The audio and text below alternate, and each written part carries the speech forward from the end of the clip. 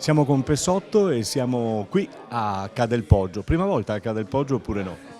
Prima volta, nonostante io sia non di un posto non tanto lontano da qui perché sono originario di Lignano Sabbiadoro, quindi abbastanza vicino, però è la prima volta che vengo qui, la prima volta che vengo in queste zone, devo dire bellissime, meravigliose. E poi per chi ama la bicicletta come me sarebbero anche non l'ultimo tratto. Fruitore del passo. No, non l'ultimo tratto, perché l'ultimo tratto credo sia veramente difficile, però bellissimo, un posto meraviglioso. Il tema di questa sera è come si fa ad infondere la cultura sportiva. Mica una domanda da poco. No, non da poco e soprattutto non di facile realizzazione, e ci vuole tempo, ci vuole l'aiuto di tante persone, bisogna essere tutti allineati, tutti uniti verso un'unica direzione, e non parlo solo di quelli che insegnano a giocare a calcio, parlo anche del contorno importante, quindi parlo anche della comunicazione, no? Di un tipo di comunicazione che deve aiutare.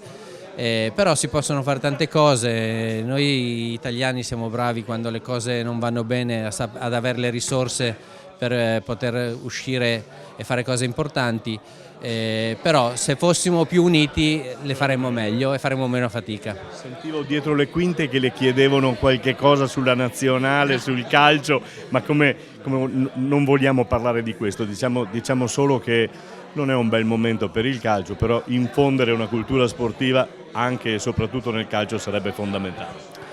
Sì, non è un bel momento perché comunque quando non vai ai mondiali, comunque per l'immagine dell'Italia non è una bella cosa, nonostante la passione e la determinazione che ci hanno messo tutti quelli che ci hanno provato fino all'ultimo.